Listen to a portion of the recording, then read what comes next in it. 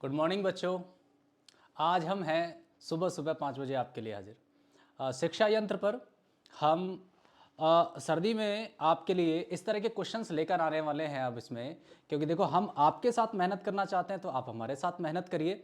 इससे आपको बहुत ज़्यादा बेनिफिट होने वाला है। एनसीईआरटी के कुछ क्वेश्चंस हम डिस्कस करते हैं, साथ के साथ हम एडवांस क्वेश्चंस भी डिस्कस करते हैं। तो जो क्वेश्चंस आपके लिए एग्ज़ाम में बहुत बेनिफिशियल हों तो उसके लिए आपको हमारे साथ जुड़े रहना चाहिए। देखिए, आज का जो सेशन है हमारा वो क्वाड्रेटिक इक्वेशन पर है, तो थोड़ा सा इंट्रोडक्शन रखेंगे और कुछ एडवांस क्वेश्चन के इसके जो इंपॉर्टेंट क्वेश्चन आपके एग्जाम में आपने देखे हैं वो हमने सेलेक्ट किए हैं। तो आइए देखते हैं। तो इसमें जो आपका जो चैप्टर है, चैप्टर नंबर 4 है।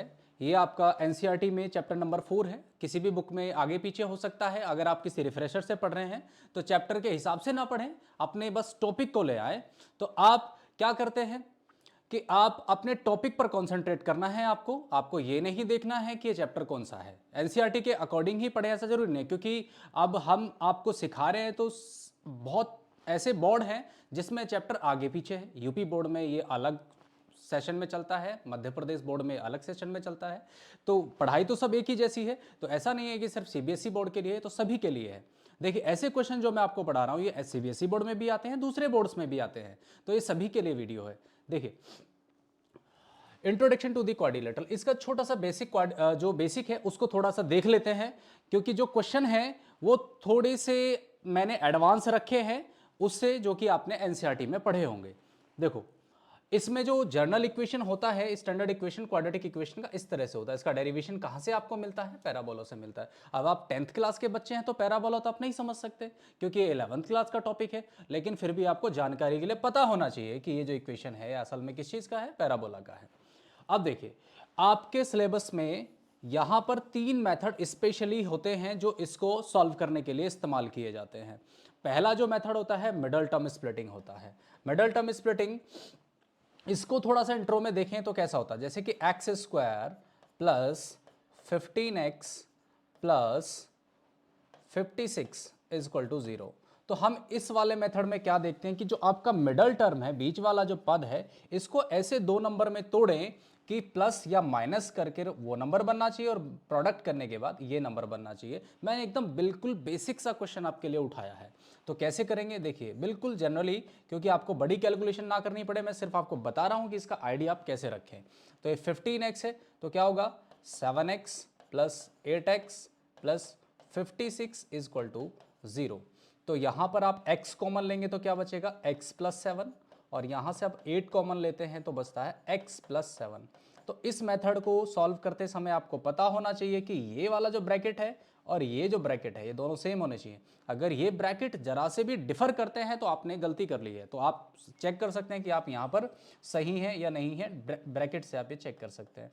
जो ब्रैकेट आपका सेम बना उसको कॉमन ले लीजिए, बाकी बची हुई वैल्यूज को आप एक नेक्स्ट ब्रैकेट में रख दीजिए। तो आपके पास इस क्वाड्रेटिक इक्वेशन के फैक्टर्स आ गए। अगर आपको इसके मूल निकालने हैं, रूट्स निकालने हैं, तो फिर आप क्या करेंगे?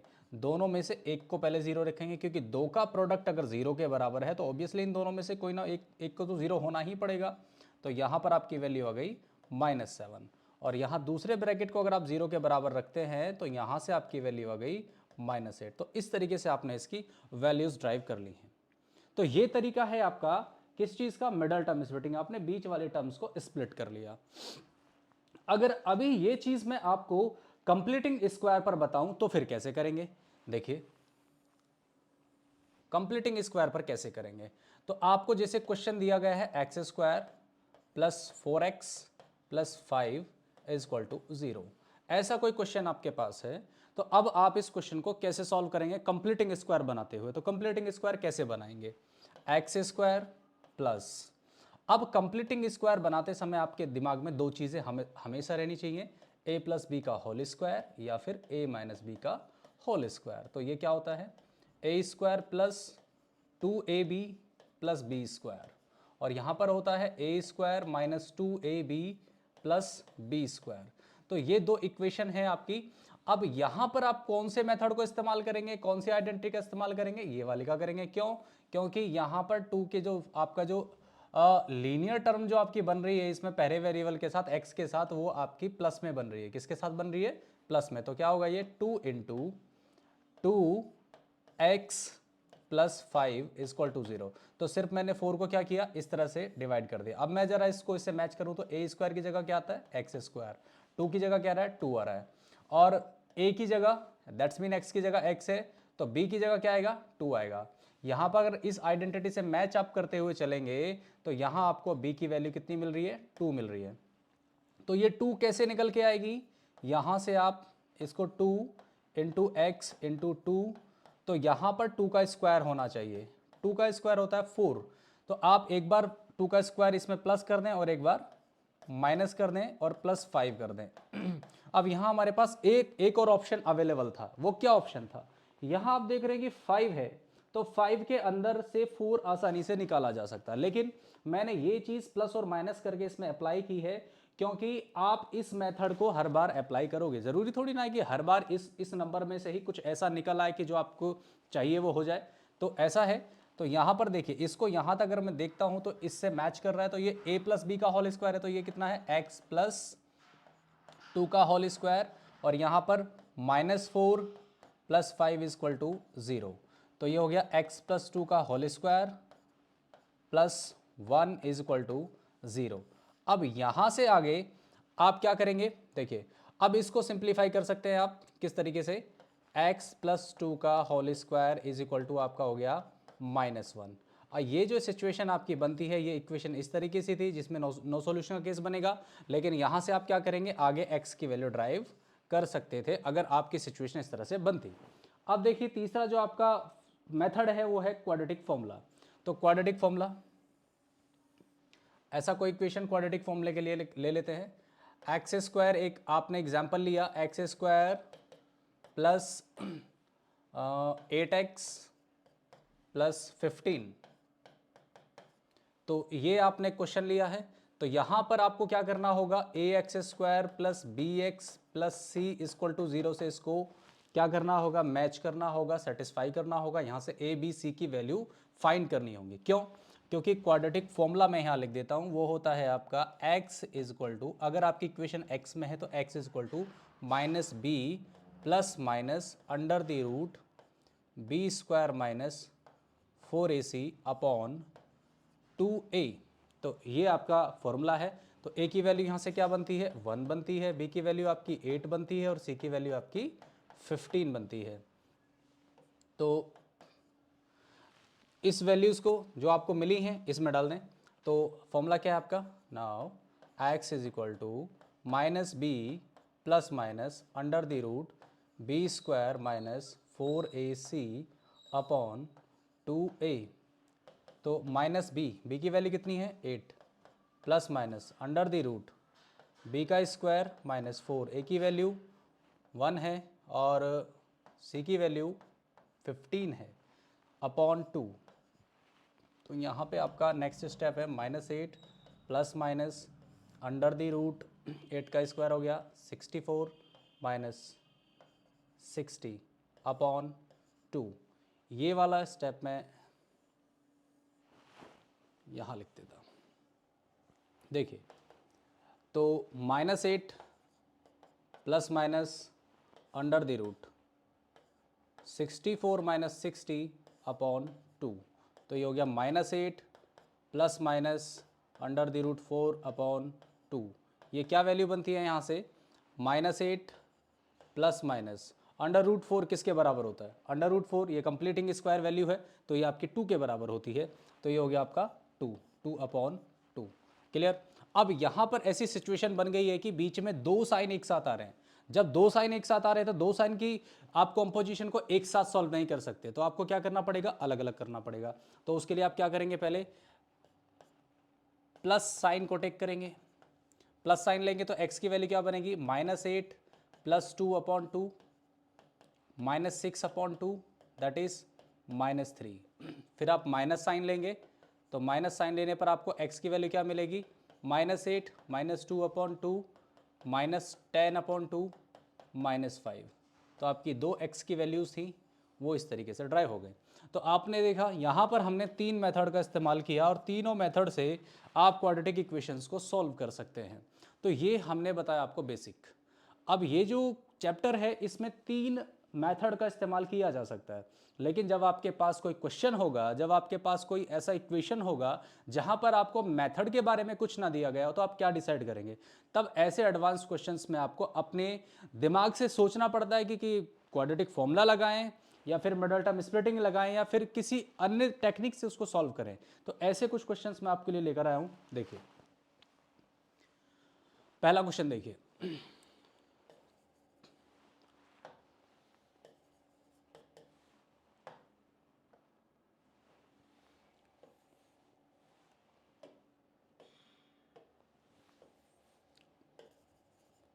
फर्स्ट क्वेश्चन है आपका 9x² minus 6b² minus a⁴ bracket के अंदर माइनस b⁴ इजक्वल टू 0। आप इस क्वेश्चन को जरा ध्यान से देखिए। मैंने जो आपको एग्जाम्पल लेकर दिए वो कितने आसान थे, और अब क्वेश्चन कैसा आया। तो एग्जाम में क्वेश्चन ऐसा आता है। हमें आसान क्वेश्चन नहीं मिलता एग्जाम में, थोड़ा सा ऐसा मिलता है कि जिसमें हमें काफ़ी कुछ सोचना पड़े, कोई टेक्निक का इस्तेमाल करना पड़े। तो ऐसे क्वेश्चंस को ट्रीट करने के लिए आपको क्या करना चाहिए? अच्छे क्वेश्चंस को बार बार समझना और पढ़ना चाहिए, क्योंकि अगर आप मेथड जानते हैं और क्वेश्चन कर लें, ये भी जरूरी नहीं है। तो आपको ऐसे क्वेश्चन को करते समय क्या करेंगे आप? देखिए, अब इस क्वेश्चन में मुझे ऐसा नहीं लगता कि मैं इसमें सीधा क्वाड्रेटिक फॉर्मूला इस्तेमाल कर दूं, क्योंकि मुझे ये जो सी टर्म दिखाई दे रही है काफ़ी कॉम्प्लिकेटेड नज़र आ रही है। तो इसमें मैं क्वाड्रेटिक फॉर्मूला इस्तेमाल करूंगा तो ये बहुत कॉम्प्लिकेटेड क्वेश्चन बन जाएगा। और कंप्लीटिंग स्क्वायर बनाते समय तो आप देखेंगे इसमें और ज़्यादा सिचुएशन ऐसी बन जाएगी कि आपको लगेगा कि ये हल नहीं हो पाएगा। ऐसा ही लग रहा है, क्योंकि यहाँ पर जो आपका x है, ऐसा दिख रहा है कि यहाँ पर हम जब दूसरी टर्म जनरेट करेंगे या x के साथ की टर्म निकालेंगे तो वो मुश्किल क्रिएट करेगी। क्या ऐसा है? देखिए, कोशिश करके देखते हैं पहले क्या बनता है। तो x² minus 6b² minus a⁴ plus b⁴ is equal to 0। अब ये हमारी अगली लाइन बनती है इस क्वेश्चन के बाद। अब इसमें कुछ ऐसा नजर आ रहा है कि इसमें से हम कुछ बना लें, कुछ कोई क्वाड्रेटिक फॉर्मूला का इस्तेमाल ना करें, जबकि क्या हम इसका कोई कंप्लीटिंग स्क्वायर बना लें, ऐसा हो सकता है।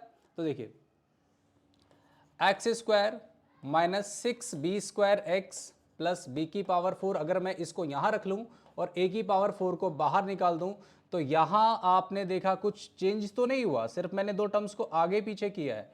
लेकिन इससे हमें एक आइडिया लग गया कि ये जो तीन टर्म है एक कंप्लीटिंग स्क्वायर की टर्म्स को जनरेट कर रही हैं। तो कैसे? देखिए, x² 9x², ये हो गया आपका 3x², तो 3x का स्क्वायर हो गया माइनस 2 इंटू, तो आपका जो फर्स्ट टर्म है जहां पर आपको a रखना चाहिए वहां पर आपका 3x है। क्या है? यस, क्योंकि 3 इंटू 2 6 होता है, तो 6 से डिवाइड होकर ये 3 इंटू 2 में कन्वर्ट हो रहा है इंटू b²। लेकिन आपका जो b है यहां पर b² दे रहा है, तो हमें क्या चाहिए? b⁴ ऑलरेडी हमारे क्वेश्चन में जनरेट हो चुका है, तो हमारा ऑलरेडी टर्म्स इस तरह से बनी हुई हैं। तो a⁴ इक्वल टू 0। तो ये आपका क्या बन गया? 3x माइनस b² का whole square minus a⁴ equal to 0। तो ये आपकी एक ऐसी टर्म बन के आ गई है जहां हमारा क्वेश्चन रुक गया है। अब यहां से आगे कैसे सॉल्व करेंगे? यहां से आगे सॉल्व करने के लिए आपको फिर टेक्निक का इस्तेमाल करना पड़ेगा, क्योंकि आपके फिर दिमाग में आ सकता है कि होल स्क्वायर ओपन कर दें तो आप फिर वापस पहुंच जाएंगे। तो होल स्क्वायर ओपन नहीं करना है। अब देखिए, आपको अलजेब्रा का एक फॉर्मूला इस्तेमाल करना है। वो क्या है? अगर आप देखें तो साफ साफ आपको दिखाई दे रहा है ये a² माइनस b² बन रहा है। a² माइनस b², जो कि किसके बराबर होता है? a माइनस b और a प्लस b के बराबर होता है। अगर a² माइनस b² का यहाँ इस्तेमाल करें तो ये क्वेश्चन आराम से हो जाएगा। अब देखिए, हमने जो बेसिक क्वेश्चंस पढ़े थे, बेसिक टर्म्स पढ़ी थी, उसमें तो ऐसी कोई सिचुएशन थी नहीं। ये तो बिल्कुल ही डिफर हो गया क्वेश्चन। तो एग्जाम में ऐसा ही क्वेश्चन पूछा जाता है, इसलिए वो वहां पर लगता है कि क्वेश्चन न जाने कहां से आ गया। क्वेश्चन तो वही है, लेकिन उनकी टर्म्स जो हैं वो ऐसे चेंज कर देता है कि वो सीधे सीधे होते नहीं है। तो a² माइनस b² आपका होगा a माइनस b, तो a की वैल्यू है 3x माइनस b² और माइनस a²। पहला ब्रैकेट आपका ये हो गया, तो दूसरा क्या हो जाएगा? 3x minus b² plus a², दोनों ही हो गए 0 के बराबर। अब इस सिचुएशन में देखिए, इसमें से x की वैल्यू कैसे निकलेगी, आसानी से निकल जाएगी। अब तो आप समझ गए होंगे कि कैसे निकालना है। इसको 0 के बराबर रखिए, तो जो नॉन x वाली टर्म्स हैं उनको शिफ्ट कर दीजिए। तो 3x बराबर हो गया आपका a square plus B square. दोनों ही नेगेटिव वैल्यूज थी, इसलिए दोनों उधर जाकर पॉजिटिव हो गई। तो x की वैल्यू कितनी हो गई, a square plus B square upon 3। तो यहाँ से x की एक वैल्यू ये निकल कर आती है, और दूसरे ब्रैकेट में आप देखिए 3x minus B square plus A square बराबर 0। तो 3x इक्वल टू क्या हो गया, B square minus A square. ये नेगेटिव वैल्यू उधर जाकर positive, positive value negative, transfer का रूल है। तो x इक्वल टू हो गया B square minus A square upon 3। तो x की ये सेकेंड वैल्यू आपके पास आ गई। तो आपने यहाँ से x की दोनों वैल्यू ड्राइव कर ली, यही आपको सॉल्व करना था x के लिए। तो क्वेश्चन एकदम डिफरेंट था, जैसे बेसिक क्वेश्चंस होते हैं, जैसा क्वाड्रेटिक फॉर्मेट होता है उसको तो मैच करता हुआ दिखेगा, क्योंकि एक्स स्क्वायर है, एक्स है, और लेकिन टर्म्स ऐसी होंगी कि सीधे सीधे सॉल्व होती हुई नजर नहीं आएंगी। तो ऐसे क्वेश्चंस को करने के लिए आपको क्या करना चाहिए, ऐसे क्वेश्चंस को बार बार पढ़ना चाहिए, तभी आपको याद रहते हैं, क्योंकि इन क्वेश्चंस की टर्म्स को भी नहीं बदलते, एज इट इज एग्जाम में दे देते हैं। तो जो question as it is exam में आते हैं उनको आपको एक तरीके से क्या करना चाहिए, याद ही कर लेना चाहिए, क्योंकि याद कर लोगे तो आपको पता है कि वो क्वेश्चन एज इट इज ही रखा मिलेगा, तो फिर आपके नंबर उतने आउट ऑफ आउट आने ही है। तो ऐसे क्वेश्चंस को आपको बहुत सावधानी से पढ़ना चाहिए। इसका स्क्रीनशॉट ले लो, फिर नेक्स्ट क्वेश्चन देखते हैं किस तरह के हैं। चलिए अब नेक्स्ट क्वेश्चन पर चलते हैं। देखिए अब ये आपको क्वेश्चन दिख रहा है, पहले वाले से थोड़ा सा अलग है। तो देखिए यहां पर लिखा हुआ है for what values of the K the roots of the quadratic equation k plus 4x square plus k plus 1x plus 1 बराबर 0 आर इक्वल। तो ये क्वेश्चन पहले से थोड़ा सा डिफरेंट हो गया। अब आप लोग सोच रहे होंगे कि ये क्वेश्चंस तो एनसीईआरटी में हमने पढ़े नहीं, काफी अलग जा रहे हैं। तो बेटा ऐसा सोचने की जरूरत ही नहीं है, क्योंकि जो क्वेश्चन आपसे पूछा जाएगा बोर्ड में वो आपसे उस लेवल पे पूछा जाता है कि आप वहां तक पहुंच पा रहे हैं कि नहीं पहुंच पा रहे हैं, क्योंकि जो इक्वेशन एनसीईआरटी में आपको पढ़ाई जाती हैं उससे कई स्टेप ऊपर ले जाया जाता है क्वेश्चन को, ताकि आपको ये चेक कर ले एग्जामिनर कि आप उनको ठीक से समझ भी पाते हैं कि नहीं। तो बोर्ड के क्वेश्चन इसलिए अलग लगते हैं क्योंकि वो थोड़े से स्टैंडर्ड को अप कर देते हैं, तो आपको वो सिंप्लीफाई करके उसको नीचे लाना पड़ता है अब उसी इक्वेशन की फॉर्मेट बनाने के लिए। अब देखिए आपने जब एनसीईआरटी में पढ़े होंगे तो सिंपल सिंपल इक्वेशन है उसमें, लेकिन हम थोड़े अलग लेके आ रहे हैं, और एग्जाम भी ऐसा ही है, अलग लेके आता है। तो अलग इसीलिए पढ़ना पड़ता है क्योंकि एग्जाम में क्वेश्चन का स्टैंडर्ड बढ़ाया जाता है, ताकि आपको सीधे सीधे क्वेश्चन पूछ लेगा तो सभी कर देंगे, तो फिर आपको चेक कैसे करेगा एग्जामिनर। इसलिए आप इससे कभी घबराए नहीं, घबराने की जरूरत नहीं है। इक्वेशन ये क्वेश्चंस कोई डिफिकल्ट भी नहीं है, डिफरेंट भी नहीं है। अभी अब मैं करूंगा तो आपको समझ में आएगा। देखिए कैसा क्वेश्चन है, सिंपली कह रहे हैं कि इसके रूट्स इक्वल होंगे। अब रूट्स इक्वल होने की मैं कंडीशन आपको बता देता हूं। तो डिस्क्रिमिनेंट के बारे में आपने थोड़ा बहुत सुना होगा, और नहीं सुना है तो मैं अब आपको बता देता हूं कि होता क्या। देखिए मैंने आपको बताया था quadratic formula x is equal to minus B plus minus under the root B square minus 4ac upon 2a। तो ये जो इसके अंदर वाली इतनी जो कंडीशन है इसको डिस्क्रिमिनेंट कहते हैं, डी से रिप्रेजेंट करते हैं, बी स्क्वायर माइनस 4ac। अब इससे क्या पता लगता है, इससे ये पता लगता है अगर d की वैल्यू 0 से बड़ी है, एक्चुअली प्लस है, तो यहां पर जो रूट्स होंगे, जो x की वैल्यूज होंगी वो क्या होंगी, डिस्टिंक्ट होंगी एंड रियल होंगी, एंड रियल होंगी। तो ये डिस्टिंक्ट एंड रियल का केस नहीं है, इक्वल का केस है। मतलब d की वैल्यू 0 से बड़ी है, इसका मतलब B square minus 4ac greater than 0 है। अगर ये आपको इक्वेशन आपके पास है उसको आप सिंप्लीफाई करें और आपको बी स्क्वायर माइनस 4a की वैल्यू अगर आप 0 से बड़ी पाते हैं तो डिस्टिंक्ट एंड रियल रूट्स आपको मिलते हैं। तो ये वाला केस हमारा नहीं है। अब दूसरा आता है d की वैल्यू अगर 0 के बराबर है, इसका मतलब बी स्क्वायर माइनस 4ac अगर 0 के बराबर है तो यहाँ पर रियल एंड इक्वल रूट्स होते हैं, रियल एंड इक्वल रूट्स होते हैं। इसका मतलब था कि अगर x की वैल्यू अगर एक अल्फा आ गई तो x की दूसरी वैल्यू बीटा आएगी, अल्फा नहीं आएगी। लेकिन यहाँ पर x की दोनों वैल्यूज अगर एक अल्फा है तो दूसरी भी अल्फा ही होगी। हमें ये चीज पहले से ही गिवन है क्वेश्चन में, ये ऑलरेडी गिवन है, ये चीज गिवन है। इसका मतलब हम जिन क्वेश्चंस को हम करते क्या है, इसमें उल्टा क्यों पूछा गया। देखिए हमें क्या दिया जाता है, पूछा जाता है कि रियल होंगे या डिस्टिंक्ट होंगे, इस पर नेचर पूछा जाता है। लेकिन इस बार क्या दिया गया, नेचर दे दिया गया है और एक कांस्टेंट वैल्यू की कांस्टेंट टर्म की वैल्यू पूछ ली गई है। तो यहां पर हम बी स्क्वायर माइनस 4ac को किसके बराबर रखेंगे, 0 के। यदि आपके रूट्स बराबर दिए गए हों तो बी स्क्वायर माइनस 4ac को 0 के बराबर यूज करते हैं। एक टर्म और बता देता हूं, अगर लेस देन 0 है, बी स्क्वायर माइनस 4ac अगर लेस देन 0 है तो यहां पर नो रियल रूट का केस बनता है, नो रियल रूट्स का केस बनता। अगर ऐसा कुछ लिखा होता, ऑप्शनल क्वेश्चन बना देता, तो इतनी बड़ी कॉम्प्लिकेटेड इक्वेशन दे देता और ऑब्जेक्टिव दे देता कि इसके सॉल्यूशन संभव हैं या नहीं, तो फिर आप उसमें नो का ऑप्शन चूज करेंगे। अगर केस ये बन जाता है तो ऐसा क्वेश्चन भी आपको हम आगे लेके आ सकते हैं यदि आप चाहेंगे तो। देखिए अब इसमें से हमारे लिए कंडीशन कौन सी अप्लाई होनी है, d इक्वल टू 0। तो आइए, ये बेसिक था इसका।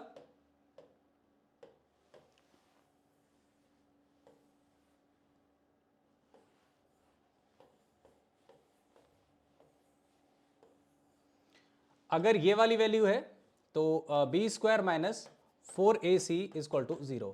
जरा इस इक्वेशन को नीचे लिखना है, या फिर मैं इसके नीचे स्टैंडर्ड इक्वेशन लिखता हूं, A X square plus B X plus C equal to 0।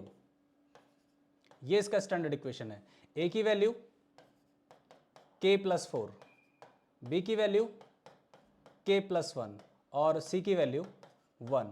हमने स्टैंडर्ड इक्वेशन से इसको क्या किया, मैच किया, सेटिस्फाई किया और ए बी सी की वैल्यू को फाइंड कर लिया। ए बी सी की वैल्यू क्या थी, जो आपके डिस्क्रिमिनेंट में यूज हुई थी। तो आपने कंडीशन क्या इस्तेमाल की है, बी स्क्वायर माइनस 4ac बराबर 0, क्योंकि ये इक्वल रूट्स वाली कंडीशन है। तो बी की वैल्यू कितनी है, k प्लस 1 का होल स्क्वायर माइनस 4, ए की वैल्यू k प्लस 4 और c की वैल्यू 1 इक्वल टू 0। ये इनटू में है तो ये होल स्क्वायर है। अब देखिए क्या करेंगे, k square plus 1 plus 2k minus 4k minus 16 equal to 0। अब इसको सिंप्लीफाई कीजिए, देखिए क्या बन रहा है, k स्क्वायर, इसको सिंप्लीफाई करें तो माइनस 2k और इसको सिंप्लीफाई करें तो माइनस का 15। अब देखिए क्वेश्चन कहां पर पहुंच गया, ये क्वेश्चन वहां पहुंच गया जहां पर आप अपने स्टैंडर्ड इक्वेशंस को पढ़ते हैं। तो क्या मैं बोल रहा था आपको कि क्वेश्चन का लेवल ऊपर था, उसको क्या किया उसने, थोड़ा सा कॉम्प्लिकेटेड बना दिया ताकि आप कहां पहुंच जाएं, अपने स्टैंडर्ड इक्वेशन में। पहले आप इस इक्वेशन को x के रूप में पढ़ते थे और अब एक किसके रूप में आ गई है, k के रूप में आ गई है। तो ये जो इक्वेशन आपको सामने दिखाई दे रही है, ये वो इक्वेशन है जो आप एनसीईआरटी में सॉल्व करना सीखते हैं। अब बनी है जाकर, आपने पहले इसको सिंप्लीफाई किया फिर आप उस पर पहुंच गए। आप अब इसमें कौन सा मेथड इस्तेमाल करेंगे, क्वाड्रेटिक फॉर्मूला। तो क्या बनेगा, minus B plus minus under the root B square minus 4ac upon 2a। अब फिर से ए बी सी कैसे आ गया, अब देखिए इक्वेशन अगर आपकी अलग बनी है तो आपको फिर से मेथड इस्तेमाल करते समय इन चीज़ों को यूज में लाना होगा। फिर से कंपेयर कीजिए A X square minus plus B X plus C से। तो अब यहाँ पर ए की वैल्यू 1, बी की वैल्यू -2 और सी की वैल्यू -15। तो रखिए के इक्वल टू माइनस बी, तो ये हो गया आपका -2 plus minus under the root B की वैल्यू -2 का स्क्वायर -2 का स्क्वायर -4 इंटू ए की वैल्यू आपकी कितनी है 1 और सी की वैल्यू आपकी 15। साइन का हमेशा ध्यान रखना है क्योंकि साइन गड़बड़ कर देता है, 2 इंटू 1। तो यहाँ से के की वैल्यू निकालने के लिए आपको इसे सिंप्लीफाई करना पड़ेगा। के इक्वल टू माइनस और माइनस प्लस और plus minus under the root 2 का स्क्वायर 4 प्लस 60 अपॉन 2। तो k equal to 2 plus minus under the root 64 upon 2। तो k इक्वल टू हो गया आपका 2 प्लस माइनस 64 किसका कंप्लीटिंग स्क्वायर है, वह है आपका 8 का। तो k इक्वल टू हो गया आपका, अब यहां पर आपकी कंडीशन प्लस माइनस की आ गई तो आप प्लस साइन चूज करेंगे प्लस साइन चूज करेंगे तो k इक्वल टू हो गया आपका 2 plus 8/2 that is 10/2 is equal to 5। तो k की एक वैल्यू आपकी आ गई 5। दूसरी माइनस साइन चूज करेंगे तो k इक्वल टू हो गया आपका 2 माइनस 8/2 दैट इज -6/2 -3। तो k की वैल्यू आपके पास दो आ गई, एक 5 और एक -3, राइट। तो आपने इस क्वेश्चन में क्या देगा, क्वेश्चन का फॉर्मेट इतना स्टैंडर्डाइज किया कि उससे आपको सिंप्लीफिकेशन के बाद फिर से क्वाड्रेटिक इक्वेशन मिली, क्वाड्रेटिक इक्वेशन को ही सिंप्लीफाई किया, फिर से क्वाड्रेटिक इक्वेशन मिली, फिर क्वाड्रेटिक फॉर्मूला इस्तेमाल करना पड़ा और फिर जाके k की वैल्यूज निकली 2 टाइम्स। पहले एक बार हम करते थे, अब क्या करा आपने 2 टाइम्स, ठीक है। तो आपको ये क्वेश्चन समझ में आया। तो ऐसे ही क्वेश्चंस आपको एग्जाम के लिए बेनिफिशियल होंगे, इन पर ही आपको विशेष रूप से फोकस करना है, राइट। तो आइए बेटा अब देखते हैं नेक्स्ट क्वेश्चन। आपने जो पहला क्वेश्चन पढ़े अभी उनसे ये थोड़ा सा डिफर है। देखिए इसमें देखिए कैसी टर्म आपको दिखाई दे रही है, क्वेश्चन को देखते ही ऐसा लगता है कि ये कितना कॉम्प्लिकेटेड होगा, लेकिन क्या वाकई कॉम्प्लिकेटेड है। देखिए क्वेश्चन जो लिखा हुआ है x² plus a/a+b plus a+b/a और x+1 इक्वल टू 0। तो यहां पर कई बार ऐसा लगता है कि x+1 अलग लिखा हुआ है, ये कैसे है। तो इस चीज को भी आपको ध्यान से समझना होगा कि कौन सी टर्म किस तरह से लिखी गई होती है, क्योंकि आपको अगर क्वाड्रेटिक फॉर्मेट नहीं पता है तो आपको प्रॉब्लम होगी। तो यहां पर अगर इसको मैच करते हैं ax² प्लस bx+c, इसका मतलब ये पूरी की पूरी वैल्यू b की है। तो आप इसको ध्यान में रखें कि b क्या है, c क्या है और a क्या है। अगर आप इसको ठीक से नहीं देखेंगे तो आप यहाँ कंफ्यूजन में आ जाएंगे कि x और +1 एक साथ आ रहे हैं और ये टर्म किसी तरह अलग जा रही है, ऐसा इसमें ऑब्जर्वेशन हो रहा है। तो इस ऑब्जर्वेशन पे ना जाएं, अपनी बेसिक चीज को ही पकड़ें। अब इस क्वेश्चन को करने से पहले आपको क्या करना है, इसको ये देखना है कि ये होगा किस तरीके से, क्या इसमें क्वाड्रेटिक फॉर्मूला लगेगा या फिर ये आसान ऐसे ही किसी आसान मेथड से हो जाएगा। मुझे यहां पर जो b की वैल्यू दिखाई दे रही है, मुझे बिल्कुल नहीं लग रहा कि इसमें क्वाड्रेटिक फॉर्मूला इस्तेमाल भी करना चाहिए। इतनी बड़ी b की वैल्यू जिसका स्क्वायर करेंगे तो कितनी बड़ी टर्म बन जाएंगी। आप जब पहले ही वो सिंपली ही इतनी बड़ी वैल्यू है तो जाहिर सी बात है इसकी जो वैल्यूज होंगी स्क्वायर करने के बाद वो तो और भी बहुत बड़ी हो जाएंगी। तो इस पर आप स्क्वायर नहीं कर सकते, क्वाड्रेटिक फॉर्मूले का इस्तेमाल नहीं कर सकते। तो आप क्या करेंगे, इसमें सिंपली इसको सिंप्लीफाई कीजिए, x² plus a/a+b into X plus a+b/a x+1 equal to 0। तो जरा ध्यान से देखिए, इसमें और इसमें काफी कुछ नजर आ रहा है आपको। ये a/a+b और ये a+b/a है, तो ये आपका क्या हो गया, x अगर कॉमन लिया तो क्या हुआ, x प्लस a/a+b बचता है। और यहां से अगर आपने क्या a+b/a को कॉमन ले लिया तो यहां सिर्फ x बचता है और यहां पर 1/a+b/a बचेगा। अब इसको देखिए, तो x plus a/a+b plus a+b/a और यहां पर हो गया ये x plus a/a+b equal to 0। ये वाले ब्रैकेट अगर आपके सेम बन जाते हैं तो आप इसमें सही मेथड इस्तेमाल कर रहे हैं, आपने कोई गलती नहीं की है, ये इसकी पहचान है। तो दोनों जो ब्रैकेट सेम बने हैं इनको क्या करें, कॉमन ले लें। तो a+b ये ब्रैकेट आ गया। दूसरे ब्रैकेट में क्या बचता है, x plus a+b/a equal to 0। तो अब क्या होगा, if x plus a+b equal to 0 है तो x की वैल्यू यहां से आ गई -a/a+b। और यदि ये वाला ब्रैकेट 0 के बराबर है तो आप यहां से ये देखिए, तो x की वैल्यू कितनी आ गई, -a+b/a। तो x की ये दो वैल्यूज आपके पास आ गई। तो ये बिल्कुल ही आसान क्वेश्चन था, मुश्किल नहीं था, लेकिन देखने में बड़ा डिफिकल्ट है।